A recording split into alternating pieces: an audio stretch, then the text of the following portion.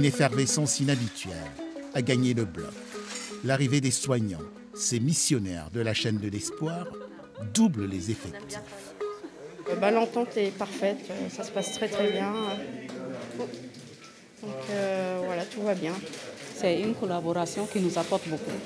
Ça nous apporte beaucoup en expérience parce que celles qui viennent, c'est des personnes qui ont fait au moins 15-20 ans de service par rapport à nous qui nous sommes déjà peut-être à 2 ans. Bon, il n'y a pas à comparer. Pendant leur séjour au Burkina Faso, ces professionnels aguerris vont travailler en binôme avec l'équipe locale. Cette mission leur tient à cœur, ils sont bénévoles.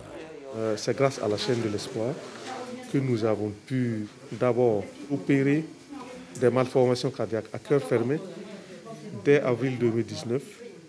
Puis progressivement, l'équipe locale a été autonome sur les cœurs fermés. Et en janvier 2021, nous avons fait le premier cœur ouvert. L'apport est substantiel. Autour du petit Didier, 9 ans, une équipe soudée qui connaît sa partition par cœur. Le chef d'orchestre, c'est lui.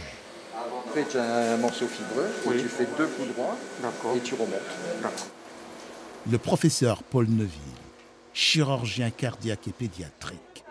Il vient du CHRU de Tours. L'as des as du bistouri ne peut s'empêcher de crayonner. La transmission du savoir fait partie de son ADN. C'est une intervention très classique d'une maladie qu'on connaît bien, qui est la tétralogie de Fallot, qui est un trou entre les 2 ventricules.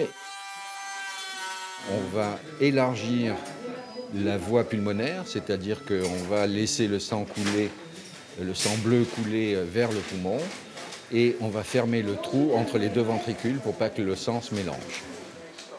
Les heures défilent, le temps s'étire. 1 heure, 2 heures, 3 heures déjà que l'intervention chirurgicale a commencé. Il faut se parler. Si vous ne vous parlez pas, vous allez avoir des accidents d'incompréhension. Dès que l'intervention devient trop délicate, trop technique, Paul Neuville reprend la main pour mieux accompagner le geste. Ça fonctionne par binôme, donc on est en connexion avec Adama. Ce que je dis là, c'est des choses qu'on a vues, pour que ça devienne quelque chose de naturel pour lui. La prise de décision quand la vie est au bout du bistouri, c'est plus du tout la même chose parce qu'il y a une pression supplémentaire. Et cette pression, c'est la vie des gens, donc il faut qu'on garde ça à l'esprit. 5 heures après, fin de l'intervention, à cœur ouvert. Ce n'est pas la fatigue physique qui compte, c'est surtout le fait qu'on ait pu réparer le cœur d'un garçon de 9 ans qui a maintenant toute la vie devant lui, quoi. Le jeune Didier est conduit en réanimation, ne reste plus qu'à rassurer sa maman après une si longue attente. Prochain épisode, le Burkina Faso, le pays des hommes intègres.